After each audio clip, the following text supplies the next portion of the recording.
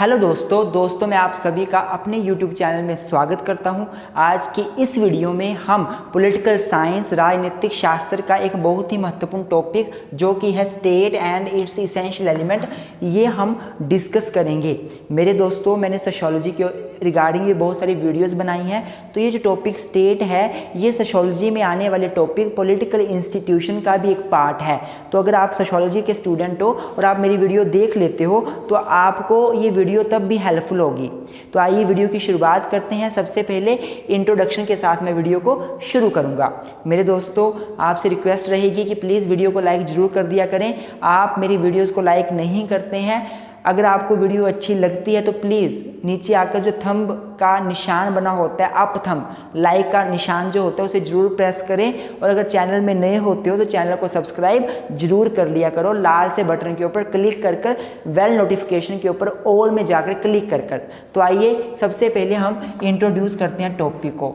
तो अगर मैं टॉपिक की इंट्रोडक्शन की बात करूं तो मेरे दोस्तों, political science is the study of state and government. जो पॉलिटिकल साइंस है वो स्टेट एंड गवर्नमेंट की स्टडी करती है। अगर आप पॉलिटिकल साइंस का मीनिंग देखोगे, पॉलिटिकल साइंस की डेफिनेशन देखोगे तो बेसिकली पॉलिटिकल साइंस को ऐसे ही डिफाइन किया गया स्कॉलर्स के जरिए कि पॉलिटिकल साइंस क्या है, ये स्टडी करती है स्टेट की और गवर्नमेंट की। तो अगर पॉलिटिकल साइंस स्टेट की स्टडी करती है तो it is very necessary for us to know about the state, what the state is exactly, कि स्टेट होता क्या है हमें पता होना चाहिए।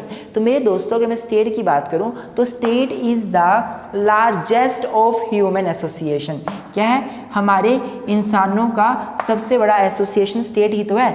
Largest of human association state क्या है? हमारे सोसाइटी में बहुत सारे एसोसिएशन होते हैं, स्मॉल भी होते हैं, लार्ज भी होते हैं। पॉलिटिकल पार्टी भी एसोसिएशन है, क्लब भी एसोसिएशन है, फैमिली भी एक तरह से एक सोशल ग्रुप है। लेकिन स्टेट क्या है? स्टेट सबसे बड़ा पॉलिटिकल एसोसिएशन है। It is basically a political institution. It is what is state? It is a political institution.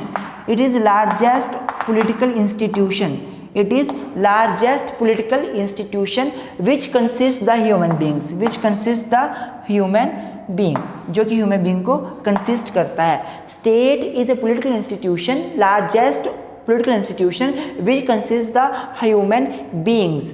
मेरे दोस्तों, अगर मैं बात करूं स्टेट की तो ग्रीक, अगर हम ग्रीक की बात करें, अगर हम ग्रीक में जाएं, यूनान में जाएं, तो ग्रीक लोगों के लिए स्टेट का मतलब ही पता नहीं था। अगर मैं ग्रीक की बात करूं तो for the Greek term state was not known to them. They use the word polis, they use the word polis. ये सारी बातें आप इंट्रोडक्शन में लिखोगे।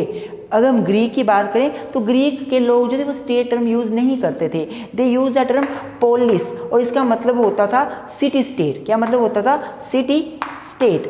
इसका मतलब था city state. But the term जो स्टेट है वो कब फेमस हुई? वो फेमस हुई 16वीं सेंचुरी में, 16वीं शताब्दी में टर्म स्टेट फेमस हुई जब एक हमारे स्कॉलर थे निकोलो मैकियावेली, मैं इसका प्रोनाउंस नहीं कर पा रहा अच्छे से, मैकियावेली, निकोलो मैकियावेली। मैं स्पेलिंग ले देता हूँ यहाँ पे, निकोलो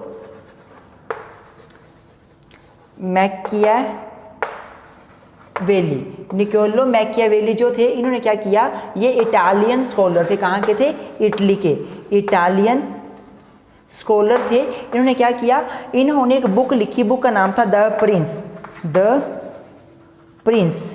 और इस बुक में इन्होंने सबसे पहले स्टेट टर्म को यूज़ किया। उसके बाद टर्म स्टेट फेमस हुई। आई होप आपको समझ आ रहा होगा। आप इंट्रोडक्शन में सारी बातें लिखोगे कि जो टर्म स्टेट है, हमें पॉलिटिकल साइंस स्टेट और गवर्नमेंट की स्टडी करता है। स्टेट का मतलब समझना बहुत ज़रूरी है। जनरली स्टेट का मतलब है सबसे बड़ा एक ह्यूमन एसोसिएशन, एक पॉलिटिकल एसोसिएशन जो कि ह्यूमन बीइंग को कंसिस्ट करता है। अगर स्टेट की बात की जाए तो ग्रीक लोगों को स्टेट का कुछ पता नहीं था। वो टर्म यूज़ करते थे पोलिस, जिसका मतलब होता है सिटी स्टेट। और अगर स्टेट टर्म की बात करूँ तो ये फेमस कब हुई थी? ये 16वीं सेंचुरी में फेमस हुई थी। 16वीं सेंचुरी में सामने आई थी जब निकोलो मैकियावेली ने, इटालियन स्कॉलर ने, इसको अपनी बुक द प्रिंस में यूज़ किया था। अगर आपको स्टेट की इंट्रोडक्शन समझ आ गई हो तो आइए अब जानते हैं स्टेट का मीनिंग। तो अब अगर मैं इस टर्म स्टेट की मीनिंग की बात करूं तो मैंने आपको पहले ही बताया कि 16th सेंचुरी तक ग्रीक में तो ये टर्म बिल्कुल भी फेमस नहीं था। हम वहाँ पर ग्रीक के लोग पोलिस वर्ड यूज़ करते थे, लेकिन बाद में फेमस ये वर्ड कब हुआ, जब 16th सेंचुरी में निकोलो मैकियावेली ने इसको अपनी बुक द प्रिंस में यूज़ किया। मेरे दोस्तों, अगर मैं स्टेट टर्म का मतलब बताऊँ, आपको मीनिंग बताऊँ, the term has not been defined by the any scholar precisely. The meaning of term state is not given by any scholar properly precisely। लेकिन generally state can be defined, मैं आपको बोल रहा हूँ, आप लिख सकते हो कॉपीज में, state can be defined as a political institution which consists human beings, which consist people and which is made for the welfare of people, for the development of welfare of people। कि state एक political institution है जो कि लोगों के welfare के लिए बनाया जाता है, लोगों के हितों के लिए बनाया जाता है। तो term state has not been defined by the any scholar precisely, but generally it means a human association, a group of people which consist of people and is made for the welfare of people in the society। आइए इसकी definitions को देखते हैं, फिर इसका meaning हमें अच्छे से क्लियर हो जाएगा। तो अगर मैं स्टेट की डेफिनेशंस की बात करूं तो डिफरेंट स्कॉलर्स ने इस टर्म स्टेट को अपने तरीके से डिफाइन किया है। They have defined this term in their own way. First C.I. Ingalls, ENGELS, Ingalls, मैं इसको इंगल्स प्रोनाउंस कर रहा हूँ, अगर आप कुछ और प्रोनाउंस करते हो तो kindly excuse me for this, कि मैं इसको इंगल अब जो है वो इसको इंगल इसको प्रोनाउंस कर रहा हूँ। तो ये क्या बोलते हैं, state is the product of society at the certain stage of development. क्या लिखा हुआ है कि स्टेट जो है वो सोसाइटी का ही प्रोडक्ट है at the certain stage of development, कि जब सोसाइटी डेवलप हो जाती है तो वो स्टेट बन जाती है। जो हमारे C.I. इंगल हैं ये कहते हैं कि जब सोसाइटी डेवलप हो जाती है तो वो स्टेट बन जाती है। स्टेट क्या है, सोसाइटी का ही प्रोडक्ट है। सोसाइटी जब डेवलप हो जाती है तो वो स्टेट का रूप धारण कर लेती है इनके अनुसार। और पेनहाइम एक स्कॉलर्स हैं हमारे, वो क्या बोलते हैं, state exist when people settle in the country under own sovereignty. State कब बन जाता है, जब लोग एक कंट्री में अपनी प्रभुसत्ता के साथ इस्टेब्लिश हो जाते हैं। जब एक कंट्री के लोगों को खुद अपनी पावर मिलती है, सुप्रीम पावर मिलती है, उनके पास प्रभुसत्ता होती है, सॉवर्निटी होती है, सुप्रीम पावर होती है, तो स्टेट इस्टेब्लिश हो जाता है। स्टेट एग्जिस्ट करता है जहाँ पर लोग कंट्री में सेटल हो जाते हैं अपनी सॉवर्निटी के साथ। अगर मैं जीन बोर्डिन की बात करूँ तो बोर्डिन क्या बोलते हैं, state is the association of families and their common possession governed by the supreme power. State क्या है, एसोसिएशन है फैमिलीज का, बहुत सारे लोगों का एक एसोसिएशन है, एंड देयर कॉमन पोजेशन, और उनका common possession governed by the supreme power. State क्या है, लोगों का एसोसिएशन है जो कि गवर्नड होगा सुप्रीम पावर के जरिए, एंड देयर कॉमन पोजेशन अर्थात उनका कॉमन कुछ पोजेस करना, टेरिटरी पोजेस करना आप ले सकते हो यहाँ पे। तो बोर्डिन ने भी अपने तरीके से स्टेट को डिफाइन किया है। तो इन बातों को देखने के बाद, इन डेफिनेशंस को पढ़ने के बाद ये तो पता चल गया कि स्टेट एक पॉलिटिकल इंस्टीट्यूशन है, स्टेट परमानेंट है, ह्यूमन बीइंग स्टेट का एनिमल, स्टेट का ही एक पार्ट है। स्टेट जितने भी एसोसिएशन है उनमें सबसे बड़ा एसोसिएशन है। स्टेट बहुत सारी फैमिलीज को कंसिस्ट करता है, कोई एक या दो फैमिली को कंसिस्ट नहीं करता। स्टेट में सोसाइटी आ जाती है, सोसाइटी का ही डेवलप्ड रूप क्या है, स्टेट है। इन डेफिनेशन से हमें ये पता चल जाता है, और सोवरेनिटी स्टेट के लिए बहुत ज़रूरी है। इन्हीं डेफिनेशन के बाद अब हम पढ़ेंगे स्टेट के इसेंशियल एलिमेंट्स। स्टेट के इसेंशियल एलिमेंट्स पढ़ते हैं कि एक स्टेट को बनाने के लिए क्या क्या चीज़ें ज़रूरी हैं।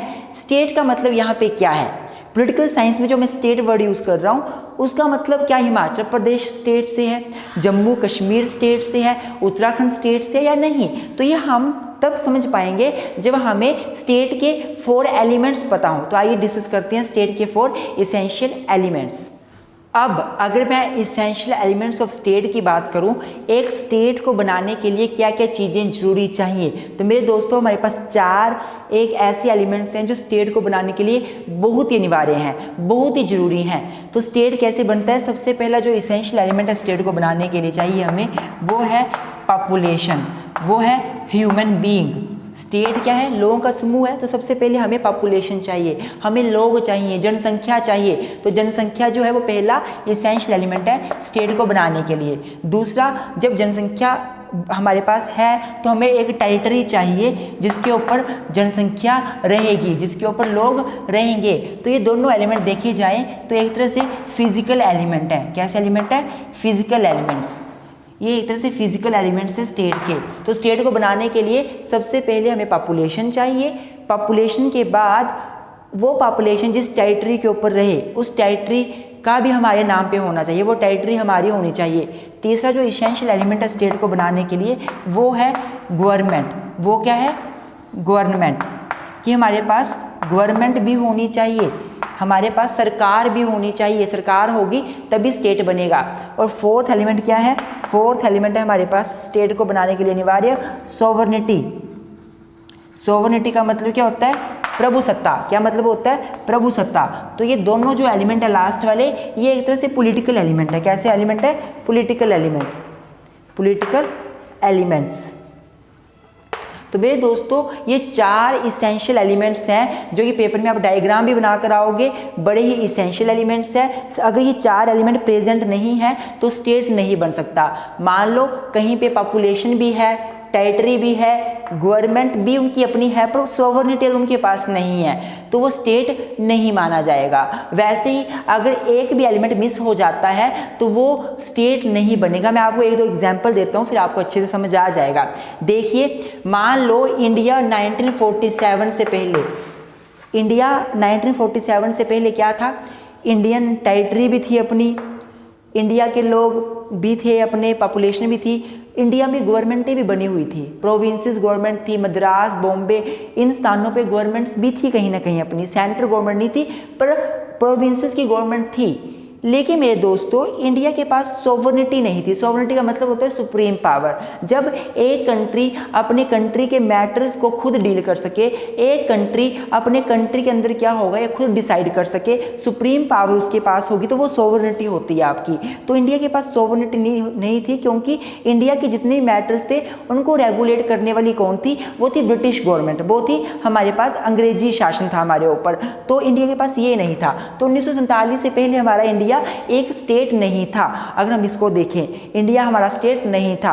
लेकिन जैसे इंडिया आज़ाद हुआ, इंडिया की अपनी सरकार बनी, सेंट्रल गवर्नमेंट आई, इंडिया के पास सोवरेनिटी आ गई। अब इंडिया अपने इंटरनल मामले खुद डील करती थी, एक्सटर्नल मामले खुद डील करती थी। इंडिया के ऊपर अंग्रेजों का शासन खत्म हो गया था, तो इंडिया क्या बन गया? 1947 के बाद एक स्टेट बन गया। अब मेरे दोस्तों इन इसेंशियल एलिमेंट को एक एक करके डिस्कस करते हैं और फाइनली कंक्लूजन पे आते हैं कि क्या कंक्लूजन आता है इन इसेंशियल एलिमेंट्स को डिस्कस करने के बाद। तो मेरे दोस्तों जो सबसे पहला इसेंशियल एलिमेंट है एक स्टेट को बनाने के लिए वो है पॉपुलेशन, जिसको आप जनसंख्या बोलते हो हिंदी में। मेरे दोस्तों स्टेट लोगों का समूह ही तो है। What is state? State is a political institution which consist people, which consist population। State कैसे बनता है? लोगों से ही तो बनता है। लोग ही तो स्टेट को बनाते हैं। लोग ही नहीं होंगे तो स्टेट कैसे बनेगा? तो पहला इसेंशियल एलिमेंट है स्टेट को बनाने के लिए लोग, जनसंख्या, पीपल। अब क्वेश्चन ये अराइज होता है मेरे दोस्तों कि कितने लोग, how many people can make the state. तो मेरे दोस्तों मैं आपको बता दूं कि अगर मैं बात करूं कि कितने लोग चाहिए स्टेट को बनाने के लिए, then there is no hard and fast rule regarding the number of people which we need for constituting the state. We don't have any particular number, we don't have any rule, but it is clear, लेकिन फिर भी ये clear है कि एक या दो लोग मिलकर स्टेट नहीं बना सकते। For making the state, for constituting the state, we need a large number of people. We need a large number of families. We need more and more people. 2 or 3 people cannot make the state. Make this thing in your mind. Make sure कि 2 या 3 लोग state नहीं बना सकते। state को बनाने के लिए बहुत सारे लोग चाहिए। However, there is no hard and fast rule regarding the population. On the basis of population, state can be small and state can be large. We can see that in India हमारे भारत में population काफ़ी है, काफ़ी बड़ा भारत माना जाता है population के बेस पर। चाइना को देखा जाए तो चाइना की पॉपुलेशन सबसे ऊपर है। China is largest country of the world on the basis of population. Then India is second largest country of the world on the basis of population. But अगर मैं और कंट्रीज की बात करूं तो कुछ कंट्रीज हैं जिनकी पॉपुलेशन बहुत कम है पर फिर भी वो स्टेट हैं। हमारे जापान, हमारे पास जर्मनी, सिंगापुर, थाईलैंड, ये सभी कंट्रीज, वेटिकन सिटी, ये सभी कंट्रीज जो हैं इनकी पॉपुलेशन बहुत कम है लेकिन फिर भी ये स्टेट हैं। जितना इंडिया है उस इंडिया में कितनी कंट्रीज आ जाएंगी जिनकी पॉपुलेशन बहुत कम है। इंडिया के मुकाबले 7-8 गुना, 10 गुना, 20 गुना कम पॉपुलेशन है। मतलब कि पॉपुलेशन कितनी होगी ये कोई रूल नहीं है, लेकिन हाँ population is essential element. Population ज़्यादा भी हो सकती है, पॉपुलेशन कम भी हो सकती है। ज़्यादा होगी तो वो स्टेट बड़ा बन जाएगा, उसकी नेशनल पावर इंक्रीज होगी, उसकी अपनी एफिशिएंसी इंक्रीज होगी, और कम है तो उसकी नेशनल पावर कम होगी पर वो स्टेट तो माना ही जाएगा। मेरे दोस्तों, हमारे जो स्कॉलर्स हैं, पॉलिटिकल थिंकर हैं, हमारे जो राजनीतिक शास्त्र के को मानने वाले पॉलिटिकल थिंकर हैं, उन्होंने अपने अपने व्यूज़ दिए हैं। हमारे पास प्लेटो हैं, अरस्तु के जो गुरु थे हमारे प्लेटो जी। प्लेटो जो हैं, उन प्लेटो ने क्या बोला कि अगर आप स्टेट को बनाना चाहते हो ना, अगर एक अच्छा स्टेट आप चाहते हो बने, तो स्टेट की पॉपुलेशन 5040 होनी चाहिए। उस टर्म बातें हैं, पिछली बातें हैं, पुराने हैं हमारे प्लेटो काफ़ी, उन्होंने ये बात बोल दी। रूसो है हमारे, रूसो, जे रूसो, जीन जैक रूसो, उन्होंने क्या बोला, रूसो ने, कि अगर आप स्टेट को बनाना चाहते हो ना तो कम से कम 10,000 पॉपुलेशन होनी ही चाहिए। लेकिन अगर हम अभी प्रेजेंट टाइम पर देखें तो बहुत सारे स्टेट ऐसे हैं जिनकी पॉपुलेशन इससे बहुत ज़्यादा है और कुछ स्टेट ऐसे हैं जिनकी पॉपुलेशन इससे कम है, लेकिन वो स्टेट हैं। स्टेट का मतलब यहाँ पे इंग्लैंड से समझ लेना, इंडिया से समझ लेना। स्टेट का मतलब यहाँ पर आप पाकिस्तान से समझ लेना। स्टेट का मतलब यहाँ पे Japan, Indonesia, Thailand, in country से समझ लेना। स्टेट का मतलब हिमाचल प्रदेश से मत समझना। स्टेट का मतलब झारखंड, बिहार, हरियाणा, उत्तर प्रदेश, पंजाब से मत समझना मेरे दोस्तों। क्यों नहीं है वो स्टेट, मैं बताऊंगा आगे जैसे इसेंशियल एलिमेंट कवर करेंगे, फिर लास्ट में कंक्लूजन में यही बताऊंगा कि हिमाचल प्रदेश स्टेट क्यों नहीं है। झारखंड, बिहार, उत्तर प्रदेश, राजस्थान और बाकी सभी स्टेट जिनको हम स्टेट बोलते हैं वो स्टेट क्यों नहीं है पॉलिटिकल साइंस में। तो हमें ये पता चल गया कि स्टेट का सबसे पहला इसेंशियल एलिमेंट क्या है, पॉपुलेशन है। दूसरा जो इसेंशियल एलिमेंट है स्टेट को बनाने वाला वो है टेरिटरी। अकेली पॉपुलेशन स्टेट नहीं बना सकती। लोग बहुत सारे इकट्ठे हैं पर उनके पास अपनी टेरिटरी नहीं है, अपने नाम पर ज़मीन नहीं है। एक कंट्री की एक कंट्री की अपनी टेरिटरी नहीं है तो वो स्टेट नहीं मानी जाएगी। स्टेट को बनाने के लिए हमें टेरिटरी, जिसको आप भूभाग भी बोलते हो, जिसको आप लैंड भी बोलते हो, इसका वो होना बहुत अनिवार्य है। It is very essential to have territory for constituting the state. मेरे दोस्तों, अगर मैं टेरिटरी की बात करूं तो टेरिटरी में क्या क्या आता है। टेरिटरी में आपकी रिवर्स आ जाएंगी, जितनी भी नाले नदियां हैं वो सारी एक टेरिटरी के अंदर आ जाएंगी। टेरिटरी में आपके फॉरेस्ट आ जाएंगे, जितने भी जंगल हैं, जितने भी बड़े बड़े पहाड़ हैं, माउंटेन्स हैं, वो सारे आपके टेरिटरी में आ जाएंगे। अगर टेरिटरी की बात की जाती है तो टेरिटरी में हमारे समुंदर में जो हमारी टेरिटरी है उसके बाहर 12 नॉटिकल मील अबाउट 21-22 किलोमीटर का होता है एरिया, वो भी हमारा टेरिटरी के अंदर आएगा। ध्यान से सुनना, देखो ये हमारा भारत है। अगर किसी को मेरा बनाया हुआ डायग्राम अच्छा ना लगे तो आई एम सॉरी, किसी को अच्छा ना लगे तो सॉरी, मैं आई फील सॉरी कि अगर आपको बुरा लगे अपने इंडिया का मैप देखकर। एक्चुअली मेरी ड्राइंग अच्छी नहीं है इसलिए ऐसा बन रहा है, लेकिन आपको समझाने के लिए बना रहा हूँ, किसी की भावना को ठेस पहुँचाने के लिए बिल्कुल भी नहीं बना रहा हूँ। ये हमारा जम्मू कश्मीर है, ऐसे कर कर ऐसे ऐसे ऐसे ऐसे करके ऐसे, ठीक है। तो ये जो नीचे का एरिया ये सारा हमारा क्या है, समुंदर है। ये सारा क्या है, ये सारा एरिया समुद्र का एरिया है, ये सारा हमारे पास हिंद महासागर, प्रशांत महासागर, ये सारे महासागर हैं हमारे इंडिया में। तो ये जो इंडिया की टेरिटरी है, इसके बाहर 12 नॉटिकल मील तक भी हमारी टेरिटरी होगी, इंडिया की टेरिटरी होगी।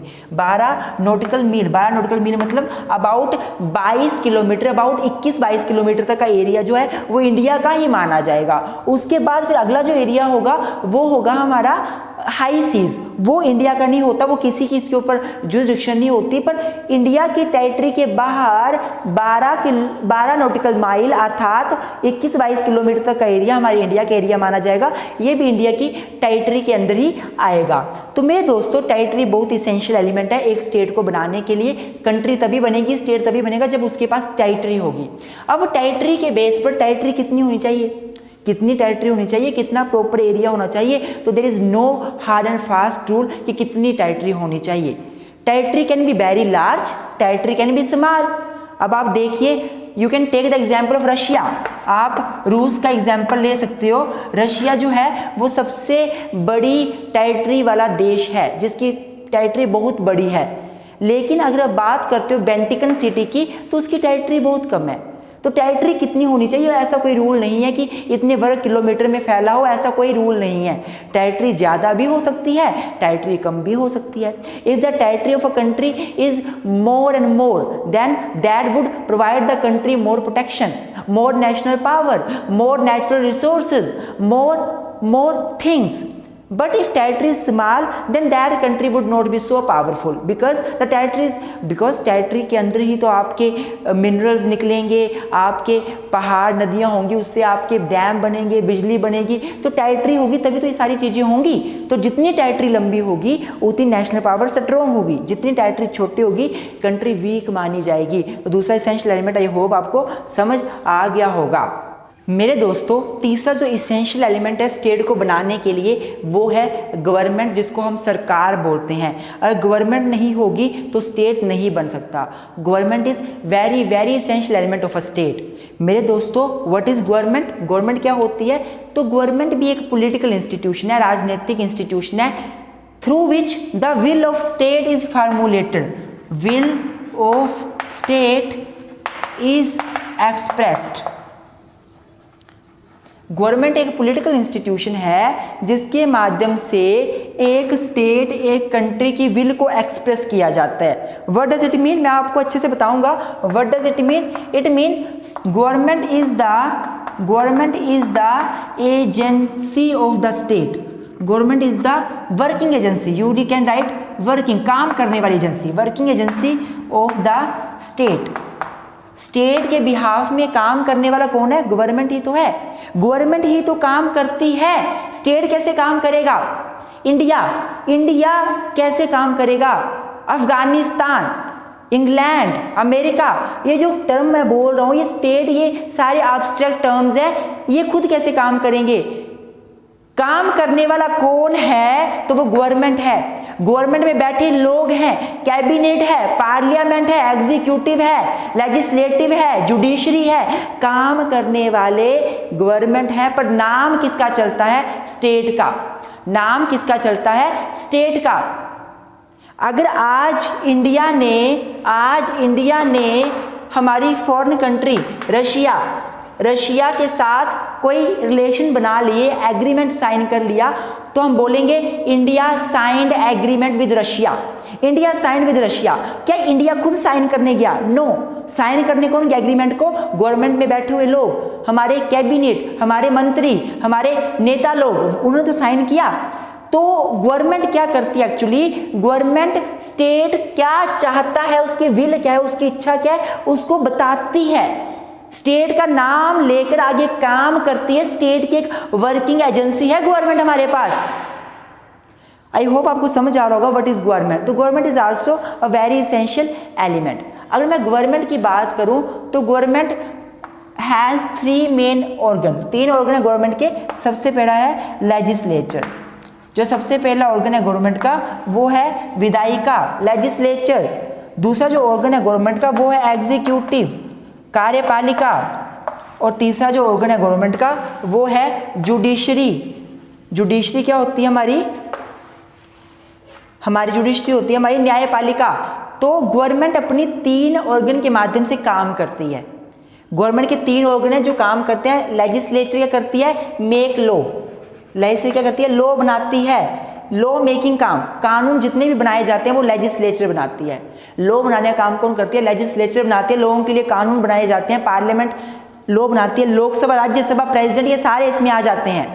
दूसरी है हमारी एग्जीक्यूटिव। एग्जीक्यूटिव क्या करती है, जो लेजिस्लेचर ने लॉ बनाया होता है उसको एग्जीक्यूट करती है, लोगों तक पहुंचाती है, उस कानून को एक्चुअल में इंप्लीमेंट करवाती है। इसमें कौन से आ जाते हैं हमारे कैबिनेट मिनिस्टर।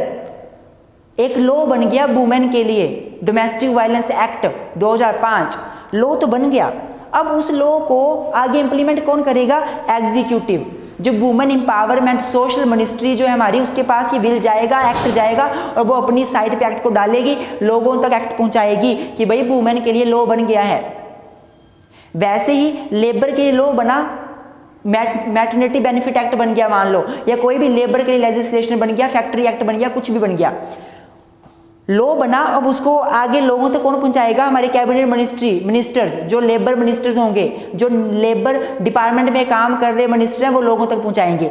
एग्जीक्यूटिव काम करती है हमारी एग्जीक्यूटिव बॉडी। तीसरी है जुडिशरी, जो इंटरप्रेट करती है, इंटरप्रेट करती है, इंटरप्रिटेशन देती है हमारे स्टैट्यूट का। जो लॉ लेजिस्लेचर ने बना दिए, जो लॉ एग्जीक्यूटिव ने एग्जीक्यूट कर दिए, उन लोगों को इंटरप्रेट कौन करता है, उन लोगों को कभी कोई डिस्प्यूट पैदा हो जाए, कोई दिक्कत आ जाए, जो जुडिशरी के पास आता है कानून, और जुडिशरी उस कानून को देखती है, उस कानून के बारे में एक्चुअली बताती है कि लेजिस्लेचर क्या चाहती थी, ये कानून बनाने के पीछे क्या मंशा थी, क्यों बनाया गया, उस लॉ को एक्सप्लेन करती है हमारे पास जुडिशरी। तो ये 3 ऑर्गन है जिसके माध्यम से गवर्नमेंट काम करती है। मेरे दोस्तों, अगर आप ये इतना सा टॉपिक देख लो तो आपका एक और टॉपिक क्लियर हो जाता है कि what do you mean by government and what are the organs of government. आपका ये टॉपिक भी क्लियर हो जाता है। छोटा सा अगर 2 नंबर में या 5 नंबर में आता है तो आप इससे अच्छे से बनाकर लिख सकते हो। आई होप आपको 3 इसेंशियल एलिमेंट क्लियर हो गए होंगे। अब आइए चौथा इसेंशियल एलिमेंट डिस्कस करते हैं, जो कि है सोवरेनिटी। जो 4th इसेंशियल एलिमेंट है हमारे पास स्टेट का, वो है सोवरेनिटी, जिसको हिंदी में प्रभुसत्ता बोला जाता है। मेरे दोस्तों, सोवरेनिटी का मतलब होता है सुप्रीम पावर। Supreme power. मेरे दोस्तों, एक स्टेट को बनाने के लिए हमें लोग भी चाहिए, लोगों के रहने के लिए टेरिटरी भी चाहिए, लोगों के वेलफेयर के लिए काम करने वाली हमें गवर्नमेंट भी चाहिए। इनके साथ साथ उस गवर्नमेंट के पास सोवरेन पावर भी होनी चाहिए, सुप्रीम पावर भी होनी चाहिए। वो गवर्नमेंट अपने देश में लोगों को चलाने के लिए, लोगों को रेगुलेट करने के लिए खुद लॉ बना सके। वो गवर्नमेंट लोगों के लिए खुद पॉलिसीज बना सके। वो गवर्नमेंट जो भी डिसीजन लिए जाएंगे वो खुद अपने आप ले सके, और बाहर का कोई व्यक्ति उस कंट्री में इंटरफेयर ना करे, तभी वो स्टेट बनेगा। हमारे भारत में, in our country before 1947 we were not the state, we didn't fulfill the all essential element, we didn't have this sovereignty before 1947 because we were regulated by the British government. British government make the laws for us, for we Indian people. जितने भी act बने हैं, charter बने हैं, charter 1833 का बना है, government of India act 1919, 1909, 1935, ये सारे एक्ट किसने बनाए, ब्रिटिश गवर्नमेंट ने बनाए, हमने नहीं बनाए। जब ये एक्ट ब्रिटिश गवर्नमेंट ने बनाए तो प्रभुसत्ता ब्रिटिश गवर्नमेंट की थी हमारे ऊपर, हम एक स्टेट नहीं थे। But after 1947 now we are sovereign, we are supreme. Our government can make the laws, our government can execute the laws, our judiciary can give the decision without any interference of foreign country. This is what we talk sovereignty. For constituting the state, we need the sovereignty. And sovereignty can be of 2 types. Basically, 2 aspect होते हैं sovereignty के aspects. Sovereignty जो है वो internal भी होती है, आंतरिक, वो external भी होती है, बाहरी। सोवरेनिटी इंटरनल भी होती है, एक्सटर्नल भी होती है। अगर मैं इंटरनल की बात करूं तो इंटरनल का मतलब है एक कंट्री के अंदर के जितने भी मामले हैं उसको डील करने की power. When a country can deal with all the internal matters of a country, all the internal matters of people of country, then that country is called internally sovereign। अगर हम लोग हैं भारत के लोग तो हम लोग इंडिया के लोग हैं, इंडिया अपने अंदर के मामलों को सारा खुद देख रहा है। इंडिया अपने लोगों के लॉ बनाता है, लोगों के लिए कानून बनाता है, पॉलिसीज बनाता है, लोगों के लिए डिफरेंट चीज़ें लेकर आता है। इंडिया गवर्नमेंट ये सब कर रही है। इंटरनली हम लोग सॉवरन हैं। अगर मैं एक्सटर्नल की बात करूँ तो उसका मतलब होता है कि India is not under the और country is not under the control of foreign country in any manner. We are not controlled by the foreign country. When one country is neither controlled by the foreign country and is free internally to take decision for regulating its internal people, then that country is internally sovereign and externally sovereign. आज India foreign country के लोगों के साथ deal कर सकता है। India America के साथ जाकर कोई एग्रीमेंट कर सकता है। क्यों कर सकता है? क्योंकि इंडिया इंटरनली भी सोवरन है और एक्सटर्नली भी सोवरन है। तो this is the sovereignty which is the essential element of a state. तो मेरे दोस्तों, आई होप आपको इसेंशियल एलिमेंट ऑफ स्टेट समझ आ गए होंगे। आगे बढ़ने से पहले अगर वीडियो अच्छी लग रही हो तो प्लीज़ लाइक ज़रूर कर दें। अभी वीडियो स्किप ना करें। अभी आगे मैं एक बहुत महत्वपूर्ण चीज़ बताने वाला हूँ कंक्लूजन में, तो अगर चैनल पे नहीं है तो सब्सक्राइब कर दें।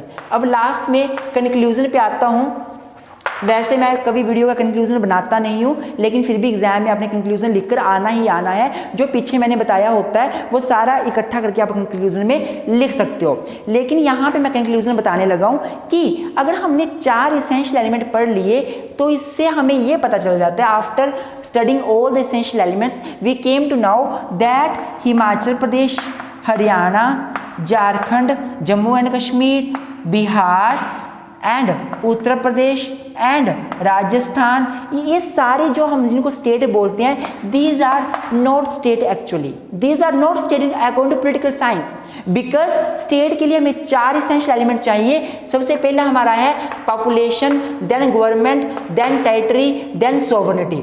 अब देखो इन स्टेट्स में जो जिनको हम स्टेट बोलते हैं जनरल लैंग्वेज में, इन सभी के पास पॉपुलेशन है, लोग तो हैं, टेरिटरी भी है, इनके पास लैंड भी है। ये हिमाचल प्रदेश की लैंड है, ये हरियाणा की है, ये पंजाब की है, ये बिहार की है, लैंड भी है। गवर्नमेंट भी है, हिमाचल प्रदेश की गवर्नमेंट है, बिहार की गवर्नमेंट है, पंजाब, हरियाणा, इन सभी की गवर्नमेंट भी है अपनी अपनी। लेकिन अगर मैं सोवरेनिटी की बात करता हूं तो सुप्रीम पावर नहीं है, सुप्रीम पावर नहीं है। अगर हिमाचल प्रदेश की गवर्नमेंट कोई कानून बना देती है और सेंटर की गवर्नमेंट कोई कानून बना देती है, दोनों कानूनों में हस्तक्षेप हो जाता है। दोनों कानून कंकरेंट लिस्ट में दिए गए हैं मेरे दोस्तों। कॉन्स्टिट्यूशन की 3 लिस्ट हैं, समवर्ती सूची कंकरेंट लिस्ट बोलते हैं, स्टेट सूची स्टेट लिस्ट राज्य सूची बोलते हैं, और सेंट्रल लिस्ट जिसको हम केंद्रीय सूची बोलते हैं। 3 सूचियां हैं। स्टेट लिस्ट में स्टेट लॉ बना सकती है, स्टेट गवर्नमेंट लॉ बना सकती है, सेंट्रल लिस्ट में सेंट्रल गवर्नमेंट लॉ बना सकती है, कंकरेंट में स्टेट और सेंटर दोनों लॉ बना सकते हैं, दोनों कानून बना सकते हैं। अगर कंकरेंट लिस्ट में कोई सब्जेक्ट है उसमें सेंटर ने भी लॉ बना दिया, स्टेट ने भी लॉ बना दिया, तो कॉन्ट्राडिक्शन होगी, कंफ्यूजन होगी। किसका लॉ माना जाएगा मेरे दोस्तों? सेंटर का माना जाएगा। किसका लॉ माना जाएगा? सेंटर का। मतलब सेंटर सुप्रीम है, स्टेट सुप्रीम नहीं है, सेंटर सुप्रीम हुई। दूसरा, हमारा देश इंडिया जो सेंट्रल गवर्नमेंट है, इंडियन जो मंत्री हैं, हमारे पीएम है, हमारे प्रेसिडेंट है, सेंटर में बैठने वाले, वो जाकर अमेरिका के साथ संधि कर सकती हैं, एग्रीमेंट कर सकती हैं। वो जाकर पाकिस्तान के साथ कोई एग्रीमेंट कर सकते हैं, जाकर अफगानिस्तान, भूटान या जितनी भी कंट्रीज हैं, नेपाल, श्रीलंका, बांग्लादेश, जितनी भी कंट्रीज हैं, नेबर कंट्रीज, सार्क के जो मेंबर और बाकी कंट्रीज, उन सभी के साथ हमारे जो देश के पीएम हैं जो सेंटर में बैठ रहे हैं, वो सभी एग्रीमेंट्स कर सकते हैं। क्या हमारी हिमाचल प्रदेश की गवर्नमेंट जाके ऐसा काम कर सकती है? कभी नहीं कर सकती। क्या बिहार की गवर्नमेंट जाके डायरेक्टली आउटसाइड कंट्री में जाके रिलेशन बना सकती है? नहीं बना सकती। वो कौन बना सकता है? Central government. सेंटर सुप्रीम है। सेंटर का स्टेट में हस्तक्षेप है हमारी कंट्री में। सेंटर स्टेट के आगे सुप्रीम है, स्टेट के ऊपर काम करती है। इसका मतलब स्टेट के पास सोवरेनिटी नहीं है। जो स्टेट जिनको हम स्टेट बोलते हैं, ये बिहार, झारखंड, ये वो, इनके पास सोवरेनिटी नहीं है। अगर सोवरेनिटी नहीं है तो 3 इसेंशियल एलिमेंट तो पूरे हो गए, एक नहीं हुआ, मतलब ये स्टेट नहीं हुआ। पॉलिटिकल साइंस के हिसाब से ये वाला स्टेट नहीं हुआ। ये क्या हुआ? ये प्रोविंस हुआ। ये प्रोविंस हुआ, ये स्टेट नहीं हुआ। तो स्टेट कौन हुआ? इंडिया स्टेट है, पाकिस्तान स्टेट है, बांग्लादेश स्टेट है, झारखंड, सॉरी अपना जितनी भी कंट्रीज़ हैं पूरे वर्ल्ड की जो हमारे यूएनओ की मेंबर है वो सारी स्टेट है। आई होप आपको आज का वीडियो का लेक्चर समझ आ गया होगा। वीडियो अच्छी लगे तो लाइक ज़रूर करें। हमारा चैनल नया है यूट्यूब पर, हमें प्रमोट करने में पूरी हेल्प करें। Thank you very much for keep supporting us.